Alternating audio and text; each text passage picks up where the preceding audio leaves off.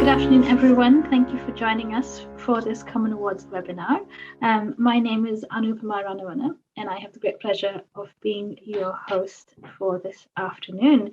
Today, we're going to be engaging with a really exciting text in feminist and practical theology that I think is not only opening up new spaces of theological imagination, but is also challenging us in terms of our theological epistemologies as well. Before I do introductions, I'll just like to do a little bit of housekeeping. The way we'll run the webinar is that Karen will speak first, following which we'll have some responses from Susannah Cornwall, and then we'll open up for Q&A. There's live transcription that's been enabled for you to follow along, as well as a BSL interpreter. Rachel Murray is on for you to follow along as well. Please remember to keep your mics muted so that we don't have, other sounds in the background. You can keep your camera on or off, depending on how comfortable you are. Please put any questions that you want into the chat, and we can pass them along to the speakers, or after Karen has finished speaking, you can raise your hand to ask a question. If you have any other questions for me as well, please just pass them through. So without further ado, let me introduce our speaker today. Dr. Karen O'Donnell is a feminist, ecumenical, practical theologian whose interdisciplinary research interests span theology, spirituality, and pedagogy. Her most recent publications are in the field of trauma theology, where she has been particularly focused on feminist and intersectional approaches to trauma theology.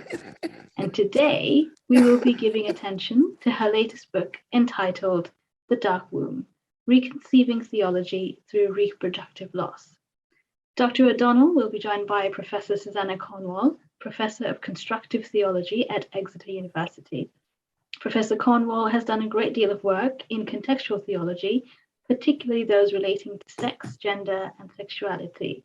Her publications include Unfamiliar Theology, Reconceiving Sex, Reproduction, and Generativity, Theology and Sexuality, Controversies in Queer Theology, Sex and Uncertainty in the Body of Christ. So we are extremely privileged to have both of them speaking to us today. So without further ado, over to you, Karen. Thank you. Thanks, Anu. And thank you to everybody for giving up some, what I assume for some of you is at least your lunch hour to come and engage in this conversation. I'm really looking forward to hearing your responses and yeah, having a proper conversation about these things. So I'm going to share my screen with you. Hopefully you can all see that. And this is the beautiful cover of my book, which came out with SCM. Yeah, it's a cover I really like. I think they did a great job. So I've put my email address on there and my Twitter handle. I am really happy to have conversations with people outside of this environment. I know it's not a place in which everybody will feel comfortable asking questions. So if you would rather ask me a question separately, or if you've got something you want to share, please do feel free to do that. I'm really happy to have those kinds of conversations. So this is where we're going. I'm going to talk a little bit about my methodological approaches. I hope you'll indulge me and that won't be too distressing for you. I think it's quite interesting, so I thought I would share some of that. And then I can't talk about the whole book. It's not that long a book, but it's definitely more than 15 minutes. So I'm going to just pick out 3 chapters of the book and say a little bit about the kind of theological thinking I was trying to do within that, and then turn just very briefly to the final chapter of the book, which is a set of liturgical and spiritual resources to be used by people who have experienced reproductive loss, and by those who care for them, family, friends, chaplains, priests, pastoral assistants, whoever. So my own pregnancy losses, both miscarriages and ectopic pregnancies, have been a part of my theological thinking for the best part of 15 years for now. At the time I experienced these losses, I was an active member of a charismatic evangelical church that I had been part of since I became a Christian in my teens. My repeated pregnancy loss defied the theologic of this church, who believed that God had a specific plan for my life, who believed in the power of intercessory prayer, and who believed ultimately that I just needed to have more faith and I would be a mother. This wasn't the case, and I found myself at a theological loss for words. I'm not unique.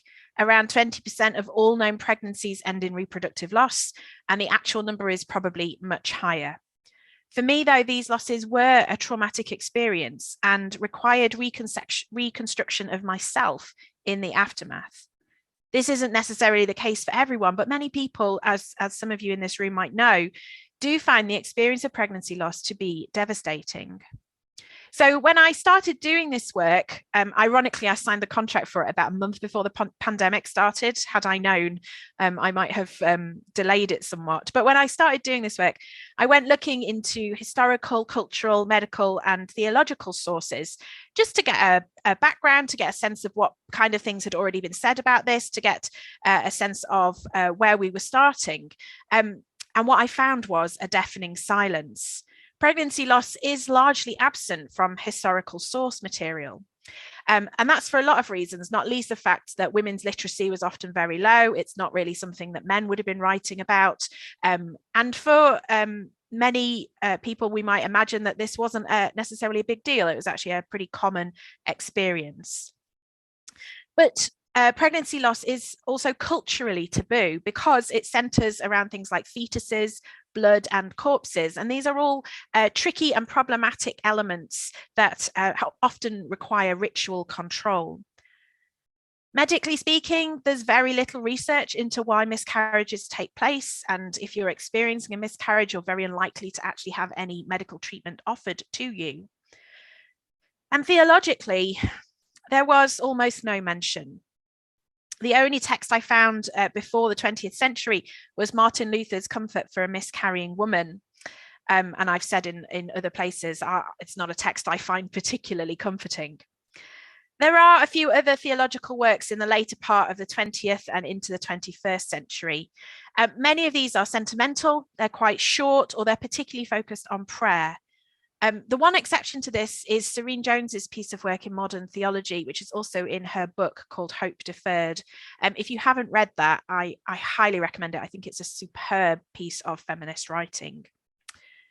But these experiences had raised really profound theological questions, and questions that formed questions about the shape and form of my theology. So I was really confused as to why there wasn't some good theological writing around this. And the kind of silence I found in all these different areas confirmed to me that I really needed to do some work here. So as you might imagine, I did. So the work that I do in the book is grounded in a feminist and constructive mode of theology. But obviously, I'm also drawing autoethnographically on my own experiences of pregnancy loss. And what I'm doing is seeking to claim the bodily experience of pregnancy loss as a place in which we can do theology. So I'm not just doing theology about reproductive loss, but doing theology kind of through reproductive loss as well. So what I aim to do is to demonstrate the insufficiency of traditional doctrine to account for the experience of pregnancy loss, and to engage in a reimagining of theology from a fresh perspective of the miscarrying body. To that end, then, I hold together three essential criteria for this reimagining. First, that these are embodied experiences that only happen in bodies. And that has to be at the center of the kind of theology that we do. Second, that pregnancy and miscarriage are liminal states, meaning that paradox, so both pregnant and not pregnant, life and death, parent and childlessness, are defining features of this work. Finally, then, I'm keen to reject individualism in favor of an approach that recognizes interdependency and relationality at the very heart of the experience of both pregnancy and pregnancy loss. That is to say, yes, it might be an individual body that miscarries, but in the experience of pregnancy loss, whole families and communities can be drawn into and feel the impact of those kinds of losses. So the first place that I turn to is reimagining providence and prayer, particularly intercessory prayer. And I put these two together because I think they are fundamentally linked. So if you want to understand what your own doctrine of providence is, then think about what is it that you're willing to pray out loud for somebody else. That will tell you what the limits of your doctrine of providence is. Historically, then, the doctrine of providence has taught that the way things are is the way God intends them to be, and that whatever happens to us in life is sent by God for some purpose, even if that purpose might elude our own comprehension. This is obviously really difficult when it comes to pregnancy loss, as it is in many other situations. But there's something very challenging about believing that God has a divine plan for your life and the power to make that plan a reality, if that pregnancy was only ever going to result in a loss. So, as I was trying to reimagine these theologies, I engaged with feminist, process, Black, and liberation theologies to think providence away from divine plans and control, and instead toward a sense of personal agency in relational dynamic with God. So rather than focusing on God as king with the power to make things happen, instead I have imagined providence grounded in scripture, which offers a really varied perspective on providence, as seeing human beings working in partnership with God to effect change. Babies then are not gifts from God, but rather the results of biological processes. If miscarriage isn't the result of God's divine hand, then neither is a healthy live birth. So what impact does that have on intercessory prayer? What then should we pray for those who are experiencing or have experienced miscarriage? Well, I think we should pray that they know God's love, that they might know God's comforting presence with them, that they may know how to grieve and be angry. We should pray that our communities might learn how to support people having these experiences better. We should pray that such experiences don't destroy people's faith in God, but rather give them space to reimagine their faith and come to know God afresh. The next theology that I take on is that of hope. Reproductive loss is miscarried hope. When a pregnant person miscarries, they miscarry not only a pregnancy, but also the multitude of hopes bound up in that pregnancy. In the church context that I was in when I experienced these losses, the hope that Christians have in Jesus was translated into a specific hope for a successful future pregnancy. Indeed, this hope that Christians have is often declared in response to difficult and challenging circumstances. I wanted to unpick the nature of this hope and to consider what a reimagining of hope from the perspective of the miscarrying person might look like. In Scripture, hope is a virtue. It is to be cultivated alongside faith and love. But scriptural hope has a distinctively eschatological orientation. It finds its fullness only in eternity. Various scholars, including Jürgen Moltmann and David Elliott, pick up these themes. And for Elliott particularly, this hope is one that is supremely confident and triumphal. It has assured certainty. In the text in the book, I argue that this kind of hope often acts as optimism and a denial of real life experience. It is focused on brushing aside experience in favor of scripture or lines from worship songs. We can be assured of our eschatological hope in Christ, but that doesn't necessarily translate into victory in every circumstance. Real life disrupts hope. So in order to reimagine hope, I turn to the mystical theology of Dionysius and explore the paradoxes we find in apophaticism. Reimagining hope might mean, therefore, finding a way of holding eschatological hope, that future hope, in tension with present hopelessness. Hope becomes, therefore, not future-oriented, but present practice. In this practice of hope, we can hold affirmation and negation together. This hope isn't based on confident expectation, but is grounded rather in uncertainty, risk, and danger. This kind of present hope requires a sense of hopelessness that rejects the triumphalism that we often find at the cross. It is instead a praxis of resistance and solidarity, of remaining with those who are hopeless and sharing in their hopelessness. This sense of hopelessness might embolden us as it allows us to confront realities and pushes us into ethical action.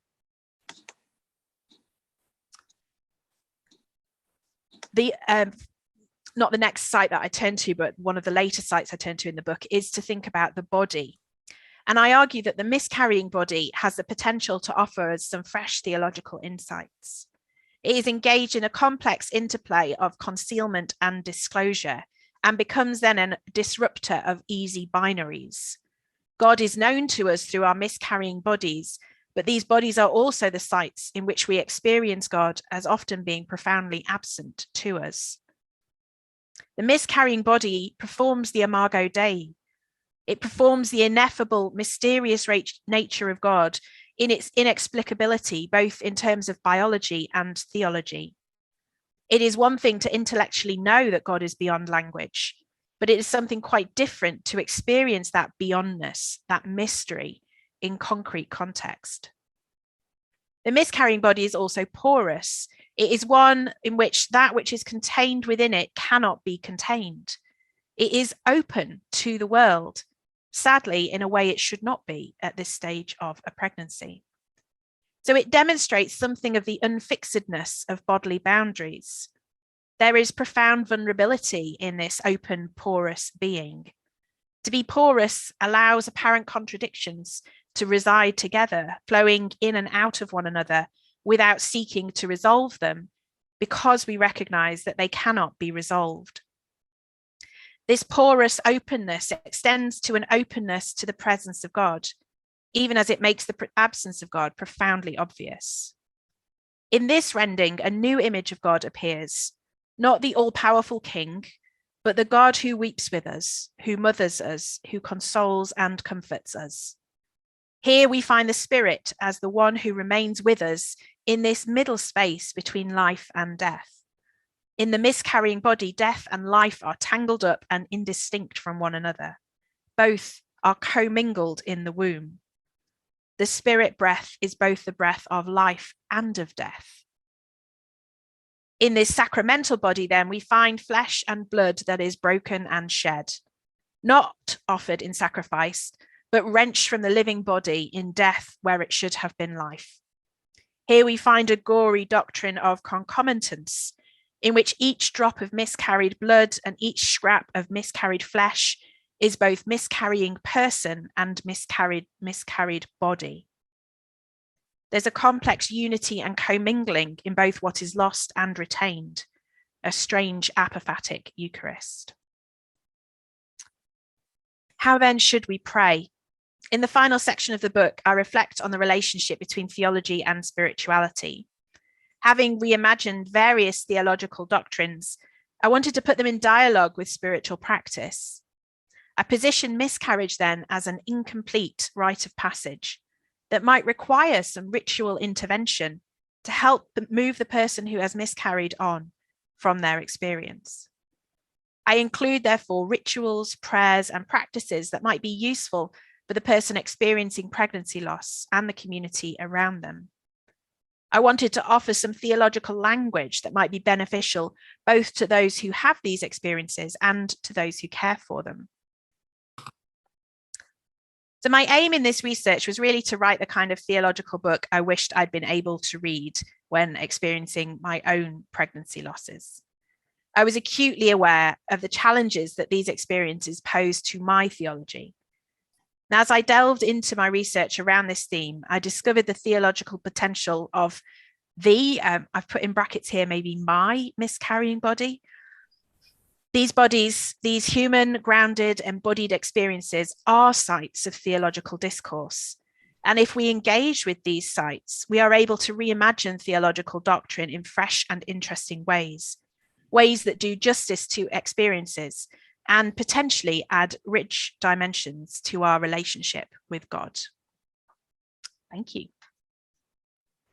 Thank you so much, Karen, for that very rich overview of your text. And I have to say, one of my favorite parts of the book is towards the end, where you provide us with prayers and theological language, and I've actually sent it to a cousin of mine who's going through reproductive loss, and she's finding it very helpful, as well as I think something you pull us towards is to not only thinking about hope differently, but also death differently, which I think so much of feminist philosophy is now asking us to do, that we don't know enough about death and what you call that commingling of life and death. But I'm not going to hog the mic too much. I'm going to turn us and bring Susannah in. Susannah, I'm bringing you in with this question.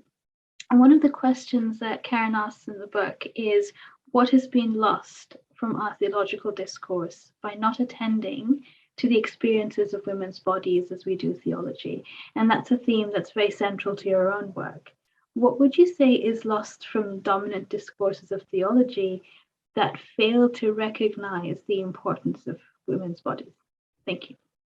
Thank you, Anu.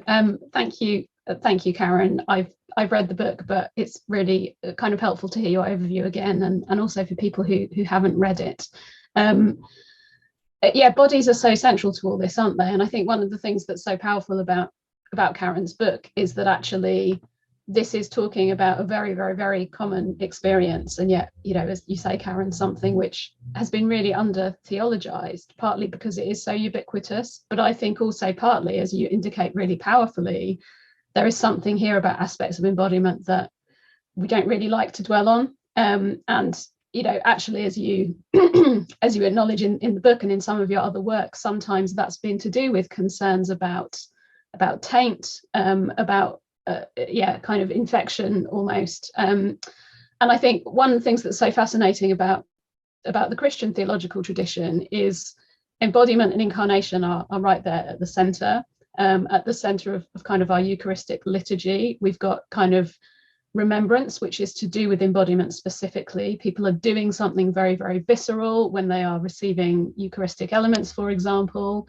or when they're taking part in sacraments such as baptism. And yet I wonder how often actually there is not much focus on the specificity of the body, the kind of specificity of bodily experience. So I think one of the things that I think has been really, really helpful in the last 20 years or so has been a kind of upsurge in theologies which are taking more explicit account of diversities of bodily experience. So we all have bodies, and that seems like a really obvious thing to say. And yet I think in the last 20 years, we've seen more emphasis on the fact that bodily experience is not all the same. The way that we move through the world, the way that we're read by other people. There's been some really, really important work that I'm sure lots of you know from disability theology, for example, which says actually, let's take seriously that what has often been understood as the kind of normative, unremarkable way of viewing the world is not universal. That actually there are some people for whom it's very difficult to experience embodiment as positive, because it seems, sometimes unrelentingly painful. And I think, one of the things I really value about this book and kind of your work more broadly, Karen, is that actually it's quite subtle, and people might not notice unless they were particularly looking for it. But actually, there's an acknowledgement in here that not everybody who becomes pregnant or seeks to become pregnant identifies as a woman, and that actually that's a really important element of what's going on here also. So yeah, I think part of this is about saying let's center bodies, but it's about saying let's take seriously that everyone's bodily experience is not the same, that bodily experience is not always positive, and that there are particular types of embodiment which perhaps are even less speakable and even less kind of thinkable in theological context than others.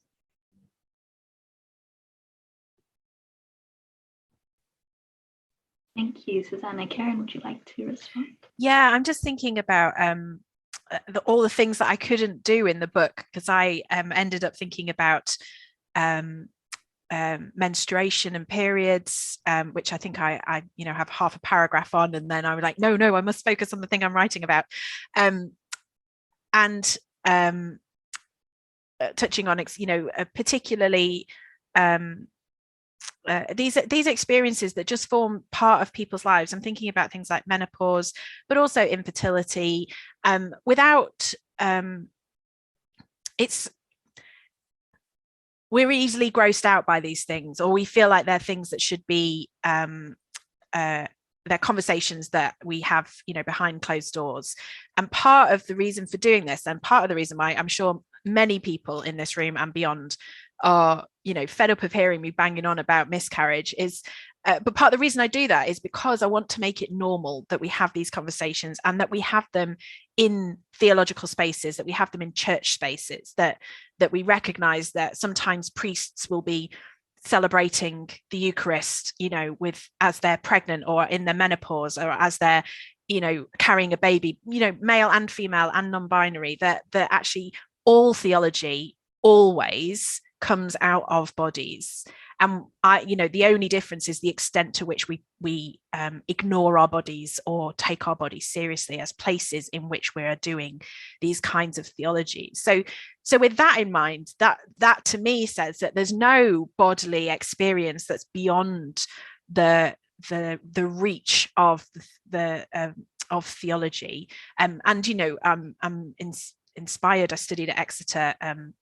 I'm inspired by the work that Susannah's done over the years in terms of not only taking bodies seriously, but aiming to do justice to those bodies, recognizing that when we ignore them, or when we don't take them seriously, we are doing violence to people. I say in the book, actually, discovering as a young woman before my academic career, discovering that there was no theology book I could turn to in order to make sense of these experiences that I'd had, was almost as devastating as the experiences themselves, because it just told me that it didn't matter, that everything I'd been through, which had broken me into pieces, just was irrelevant. It didn't matter. And that was echoed, in lots of different places as well. And I suppose at the time I would have found that hard to articulate, but now I do want to say, even if I don't write about this, my body is still a body that has miscarried, and therefore all of my theology is theology that is shaped by that. One of the things that kind of comes through really strongly in the book, and sort of linking out of your earlier work as well, is around kind of trauma, and you've talked about kind of violence, and one of the things you emphasize that I think is really helpful is to say, actually, if we take seriously that these experiences are traumatic, trauma is not something that people can just get over. It's not something that people can just sort of move on from, or in any unproblematic way. So I guess maybe, for people here that are maybe less familiar with that kind of genre and that sort of literature, what does trauma theology do for you here? Like, what does that allow you to do when you're kind of thinking about this stuff? And what does it mean for actually, those who are in positions of pastoral care and pastoral responsibility, for people kind of going through these experiences? Yeah, I think one of the gifts that trauma theology was for me, I ended up writing a PhD that was all about trauma theology, but that wasn't the PhD I'd gone to Exeter to write. And it really shaped me, and it gave me a language, and it ultimately kind of liberated my voice, in a sense, to recognize that actually what I had been through was devastating, and I didn't have to pretend that I was through it. And so there was something I found personally, and I'm absolutely confident that while some people who experience reproductive loss would call that trauma experiences, not everybody would, and that's fine. It's different for everybody. But for me, it suddenly helped everything kind of click into place, and I understood why I'd been feeling how I'd been feeling, why I couldn't let go of it. People kept saying, well, you just got to get over it, and you can always try again. And of course, I'm nearly 40 now and I don't have children, and that's not gonna, that isn't going to happen for me. So there isn't that kind of happy ending story that people wanted me to have. So I think the gift that trauma theology offers in this sense is partly as a way of making sense of the kind of devastation that is experienced. But more than that, I think it gives us then a shape of what to do next. So by taking the kind of work of trauma studies seriously and bringing that into conversation with theology, it gives us it's not a roadmap, because it's not simple. It's not as simple as that, but it gives us some sense of what do we do now? How, therefore, should I be? Can I be? And that's involving things like being in places of bodily safety. And I talk in the book about continually reviewing the kind of spaces that I'm in, both theological and ecclesiological spaces that I'm in, as being places that I will not allow to do violence to my body again. For me, it's recognizing the importance of telling my story. It's been really significant to me. I've been fortunate in that I've been able to do it quite publicly, but communicating your narrative and having it witnessed is really, really key in thinking about trauma. And witnessing, obviously, is a really interesting word to think about in the Christian context, where witness is something we talk about quite frequently, but it's taking on a slightly different sense within that. I think more than anything, though, it allows for the ongoingness of this. I'm picking up Shelley Rambo's work here around theologies of remaining. Without the expectation of triumph and victory, there will not be triumph and victory, but there is still life here and survival. And I think pastorally, that's a really important narrative for church leaders to pick up, and those involved in pastoral care, is to avoid these easy and I can't think of my words now. It's to avoid these automatic kind of turns to the resurrection of Jesus as a solution for everything, and recognizing that we can enjoy the victory of Christ on the cross, but without that doesn't fix what's happening here, though. I think uncoupling those two things, particularly the kind of theology that I'd imbibed as a younger person up into my 20s, that was really significant for me. Yes, I think you've talked about the specificity of some of that kind of tradition you were in, or about the kind of toxicity perhaps of faith traditions, which do have such a strong emphasis on, at this point you get married, then you have children, and the difficulty of actually, what if you can't do that, let alone what if you just don't want to, what's the place for you there. That's one kind of, that's one emphasis in one kind of Christianity, I guess. But if we're taking the broad view, we might say, look at the emphasis on things like vowed virgins, on celibacy, on kind of non-kinship families, and so on. Is it at all helpful to introduce that into this discussion, where people say, well, there are other kind of ways to be generative, it's not necessarily just about having biological children? Or does that make all of that stuff seem like a really rubbish consolation prize? I think there's a kind of temporality to that. I think now, 15 years later, yes, I can, and I can only speak from my own experience, but I'm really keen to think about mothering as something that people of all genders do without biological relationships. Of course, and you've written about generativity in adoptive families, and that, all children adoptive into families ultimately, which I found really helpful. I don't think that's helpful at the time, because I don't think it's a consolation, but I think it can be perceived as you can always adopt. Adoption isn't a solution for infertility. Adoption has to be its own decision. It has to be something separated out from that, and you can get into real psychological difficulties if you see it as a solution to infertility. But people do, so I think there is place for that, but I think I haven't talked about it here. I think it's probably something that has to come a bit further down the line, when you're ready to hear it, perhaps in a different space. Thanks, Karen. I'm going to bring in and Susannah as well. Fascinating. I'm going to bring in some questions because I can see some hands up. Perhaps Amber, if you'd like to ask your question, please. Sure. Can you hear me all right? Yeah. Hi, Karen. It's nice to finally kind of meet you in virtual person. Yeah.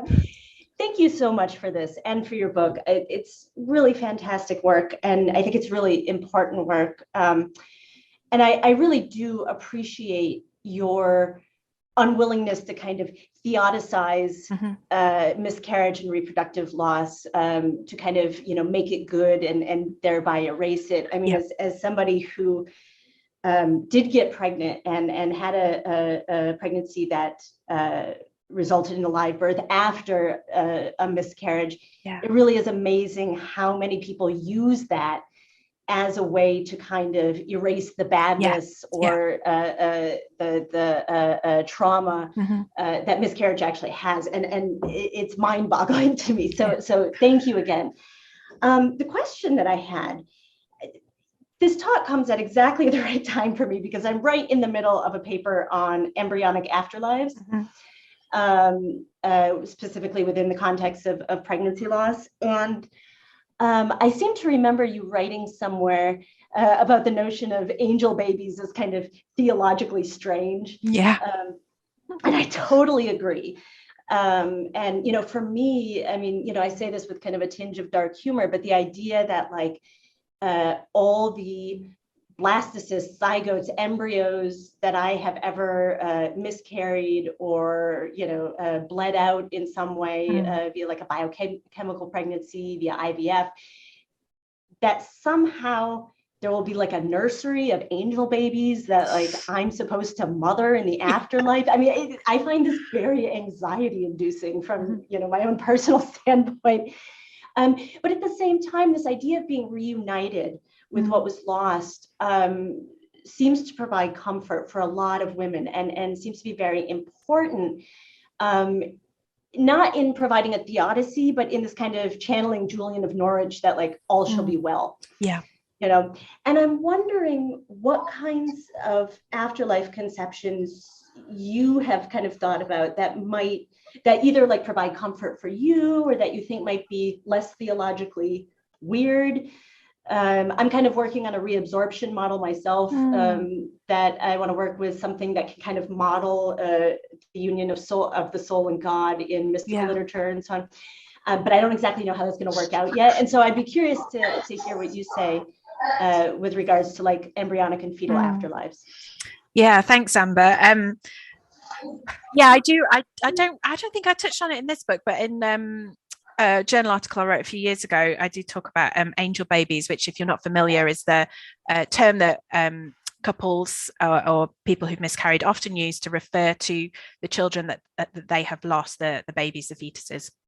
The question of language is so complicated, it's almost impossible to do justice to it in a 1 hour session here, but you should buy the book, and I do quite a lot of unpicking the language there. I think there's a couple of things that I want to pick up there. So firstly, for me, one of the things that I have found I've returned to frequently is this idea of my own body as a grave site, in that if you miscarry here in the UK, technically, if you miscarry before 24 weeks, it's just considered a miscarriage. If it's after 24 weeks, it's a stillbirth. They're treated very differently here in the UK. Some of that's changing, but it's not changing consistently. So there is no grave. There is nobody else that remembers these babies. There's nobody else that remembers the dates or that's all gone. It's just me. So my body is the site of remembrance. It is the grave site. And so I have had various tattoos on my body, which have been really important for me in marking and remembering. I honestly really struggle with the kind of embryonic afterlife question. I don't know. And I guess I just last week, Susannah and I were on a panel with Margaret Kamitsuka, who was talking about a really helpful idea of understanding embryos as being in progress, in the sense that we're all in progress, and so that we might not imagine the eschaton as something fixed and final, but something that is also in progress, which I guess I find quite appealing. Like you, I don't want a nursery full of tiny little babies to look after for the entirety of my eschatological existence. That sounds a bit boring, but I do want to be reunited, and I have a kind of understanding of pregnancy as using a relational model of pregnancy. The idea that I'm a pro-choice Christian. I wouldn't I have no kind of real interest in the pro-life discourse, but that for me, whether or not you want to call it a baby that you're pregnant with, I always use the term baby, but I never use the term mother for myself, actually it's a relational thing, and it can fluctuate throughout the day. It can fluctuate from person to person. One person might see themselves as a mother with a baby, but another person might see themselves as a pregnant person with an embryo, a collection of cells. So what is it that you're being united with? Again, I guess I have to I don't know the answer to it. I'm not sure that it's easy for me to speculate on one, but I like your turn to Julian, all shall be well, because that's reassuring in and of itself, isn't it? That I don't know the answer to this, but all shall be well. Yeah. Thank you, Amber. I would love to read the paper when you finished it. Thank you. Thank you. Thanks, Karen. There's also a hand that's been up for quite a long time. Rosie, if you'd like to come in, please. Hi, Rosie. Hi, Karen. Hello, everyone. The word that sort of struck me during your presentation was waste. And I mean, particularly with early miscarriages, our embryos are treated as sort of waste products. And if we're lucky, we miscarry at home, we bury them under a rose tree in the garden. And if we're unlucky, they get incinerated somewhere in the hospital and we don't know what's happened. But I wonder if there is something theologically helpful in thinking about the spending and wastefulness of God. We're scared of waste,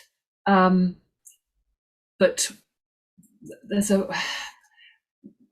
I don't know, waste can perhaps lead to fruitful places. I don't know, but when you talk about hope and hopelessness, I just had that word coming to me, and I don't know whether in the sort of rituals that you were writing about in your book, there's something about that. And of course, you've touched about it a little bit in the conversation that you just had with Amber. And I think there are a couple of questions that are sort of talking about that, but about it's such a wasteful process. You thought you were going to, give birth to a live baby, and actually you're just expelling something which, in medical terms, is waste. I just wondered what your thoughts were on that. Yeah, I hate the word waste. I find it really problematic. I've had my own pregnancy losses referred to as medical waste, and I think that compounds and again kind of denies the real life experience. I experienced myself as being pregnant with a baby. What I lost wasn't medical waste, it was a baby. I probably wouldn't want to go down a kind of theology of God's spending and wastefulness, because we kind of end up in a position of thinking about the overabundance of God, and that, to me, when we start to talk about lost pregnancies, doesn't necessarily lead us anywhere particularly helpful, as far as I can see. I mean, I'm talking off the top of my head because I haven't particularly thought through that. I think for me, the key part of this is detaching God from the biological process. God isn't the reason that anyone gets pregnant, and God isn't the reason that any babies are born healthily. And if we can get our heads around that, which we kind of know scientifically, that doesn't mean that God isn't with us. It doesn't mean that God isn't present with us. It doesn't mean that God isn't in relationship with us, but that's not the reason we get pregnant. Therefore, it's also not the reason a miscarriage happens. And it's also not the reason that a live, successful birth happens. It's not the reason anybody gets cancer. We need to, and that's why I've ended up doing this kind of reimagining of providence, to say, actually, this isn't actually how we experience the world. This doesn't kind of match up with any of our experiences. And if that's the case, then I think we need to have mercy on people and stop saying these things. So I wouldn't want to use the term waste, and I wouldn't want to connect it to kind of theologies of God's overabundance within that. Thanks, Rosie. Thanks, Karen. Susannah, I wondered if you wanted to respond, or perhaps open up another question based on the discussion that's had so far. And there's also questions in the chat about what about theologies that say we may meet the baby in a grown-up state in new creation. Oh, Susannah, do you want to take that one? Thanks. That's a nice, easy one, isn't it? Yeah. Yeah, so Karen mentioned that the two of us were on a panel last week with Margaret Kamitsuka, and some of you may know her work. And one thing she's been really interested in is kind of the theologies that people might use when they're thinking not just about kind of pregnancies which have sort of spontaneously terminated, but actually in situations where people have chosen to have a termination. And she talks a lot about the kind of guilt that many people carry, particularly in kind of faith contexts, and inability to kind of admit or to talk about that. And she's working a lot with this image of the embryo or fetus as a seed. So she's drawing on some kind of Pauline imagery from the New Testament there, from 2 Corinthians in particular. And one of the reasons why she finds that so helpful, and it's a really compelling account that she creates, is to say, actually, you can think about the possibility of kind of a post-mortem existence for that being without having to say it was already a person, right? So clearly there are very diverse views over whether an embryo kind of from the moment of conception constitutes a new person or not. We know there's lots of kind of legal issues around that and around kind of protection for the unborn and so on. But one of the things that Mitsuko wants to say is it's perfectly possible to conceive of an account where kind of post-mortem existence is possible without having had to say actually that an early embryo or fetus is already a person. She notes, as we've already heard here, the sheer number of early pregnancies which don't progress, which don't continue. And actually, to go back to Rosie's point about waste, there seems to be a lot of waste built into creation, right? There seems to be a lot of waste and a lot of pain, kind of within evolutionary processes. So that, I think, is really interesting to think about. And when we were in conversation last week, one of the things that I pointed to was a particular image that Jürgen Moltmann uses in his it's in his book Theology of Hope from 1996. I'll put it in the chat in a minute. But where actually he's kind of saying, if God is a God of justice, and if death is experienced in some sense as injustice when it happens earlier than we hope, or when it happens kind of very violently or very interruptively, one of the images that he uses is of a kind of space after death where unfinished business can be finished, right? Where there is a space for perhaps relationships to be mended if it wasn't possible to do that before time. And actually, for me, that really chimes with what Margaret Kamitsuka is doing in terms of saying, nobody on earth has reached their full potential. None of us has been all that we could be. That goes for somebody who has lived a long life and died happily in bed in their 90s. And it also goes actually for, a very early embryo or fetus. The difference, of course, is that actually, how far has somebody been able to be related to by others during that time? Some of you will also know the really, really helpful theology of John Swinton around kind of dementia and memory loss, and his work on the idea of being held in the memory of God, and God kind of remembering someone when they can no longer remember themselves. Also a community remembering someone when they can no longer remember themselves. So, there have been some really interesting excursuses, if that's a word, into what that kind of post-mortem context, post-mortem situation might look like. But I think as somebody has sort of hinted in the chat, actually, it can be really comforting to have those ideas and to have those thoughts, but actually in the moment of grief, in the moment of kind of having lost something, in the moment of perhaps having lost a connection to something somebody was expecting to have here and now, that may or may not be particularly helpful. It may or may not be particularly comforting. Thank you. That was very beautiful, actually. I know you're not saying it's not comforting, but it is beautiful in a way. Margaret Sproston, would you like to ask your question, which either Karen or Susannah could answer? Yeah, I'll try and be short because everybody's questions are so interesting. I'd like to just say, Karen, I've got 2 children, one of whom's got autism, and I had 2 miscarriages. And to me, your word relational means a heck of a lot, because the 2 I've lost, to me, are still there. They're relationships. Yeah. I lost them early, but around 12 weeks. My husband was struggling because I said I'd go to the swimming bath to keep one in. And I'm quite a reasonable person. Obviously, these were some years ago. The youngest one would be about 26 now.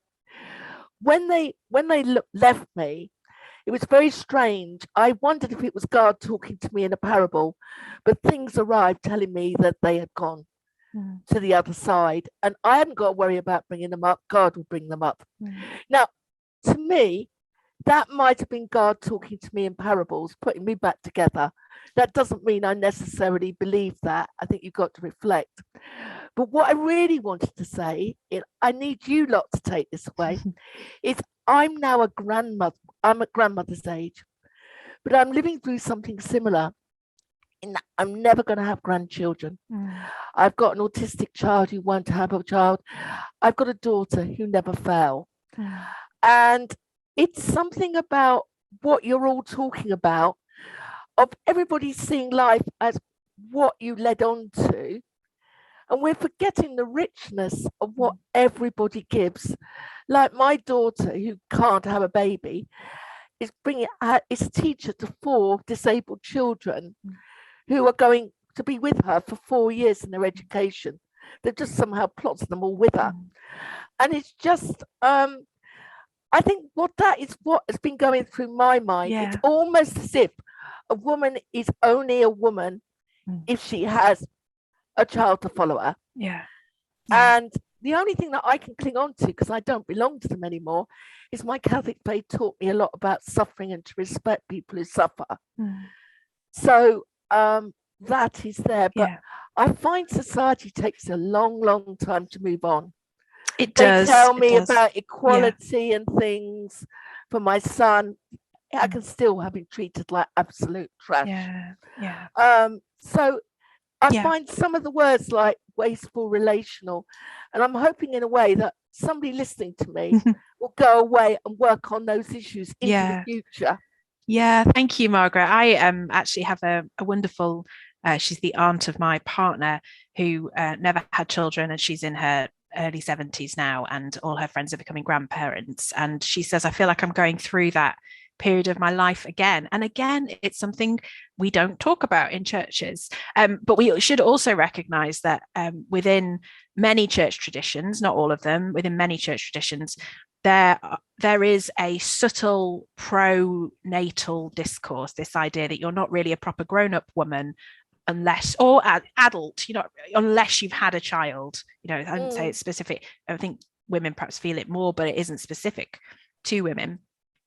And that therefore there's some particular traditions you feel it more strongly, but there is still this sense, it's often, it's an option in the vows, isn't it, when you get married, that about the procreation of children as well. And so the other thing I'll just end on, which I thought was hilarious, was I've been driven mad by this youngest one who was autistic. This was about, I suppose by then he was about 8, 9 when I went through my 2 miscarriages.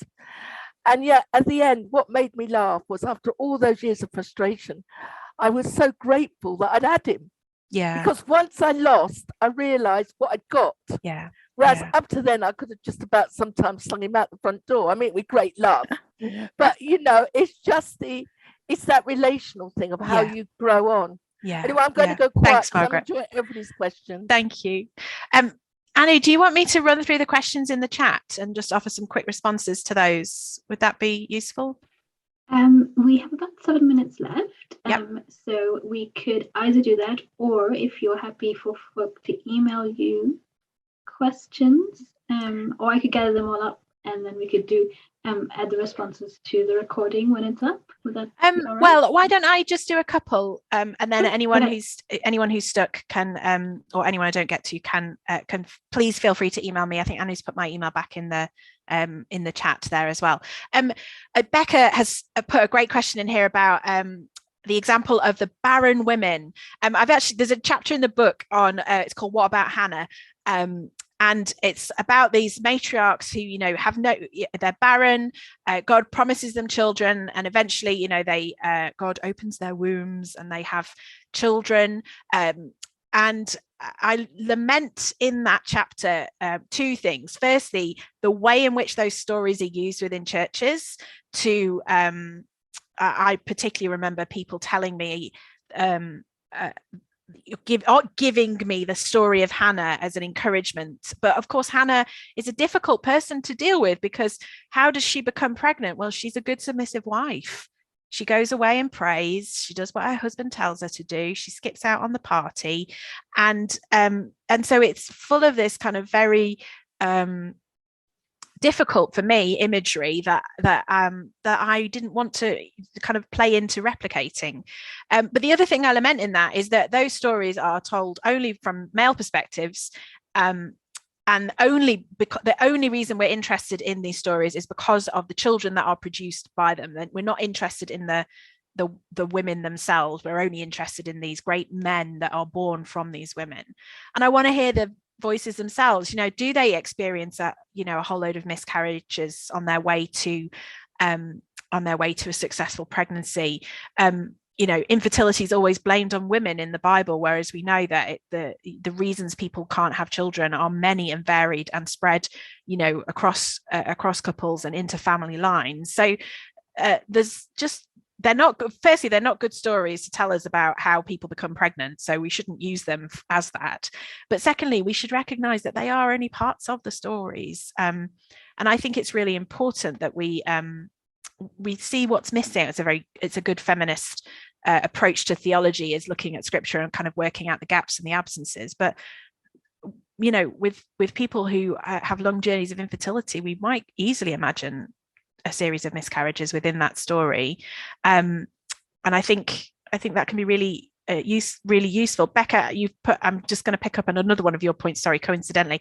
You've talked about retention of cells from the unborn baby. Yeah, I find this really interesting, this idea that what we know now is that when a person miscarries, they pass out of their body, but they also absorb into their body. And so if you were to kind of do DNA analysis within my own body, you would find both my DNA and also the DNA of my children.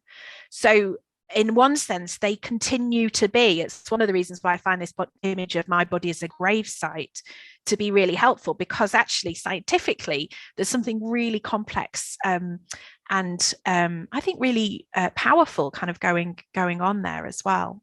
I'm really sorry, there's loads of really great questions in there. Please email me, I'm really happy to respond. Susannah, is there anything you wanted to pick up briefly? No, please go ahead, everyone. Thank you, everyone. I'm really sorry that we didn't get to all the questions in the chat. There were such fantastic questions, and trying to sort of field them as well. And so I guess it's left to me to say thank you so much to Karen and to Susannah for this extremely provocative 1 hour together. Please do pick up the book and read the book. I highly recommend it. I just finished it last night. I actually read it through in one sitting, which it's a testament to just how fantastic. That's high praise indeed. And also, please do read. I think one of the things I found is I went back to some of Susannah's work on the unfamiliar body, and I found that conversation between those two texts. So I encourage you to do that as well. Sorry to nerd out there, but there you go. Thank you so much, everyone. Thank you, the invisible Rebecca, for putting everything together, and thank you, Common Awards. Have a wonderful afternoon, everyone. Thank you. Wonderful. Thank you so much. Thanks for having me. Thanks, everyone. Bye. Bye.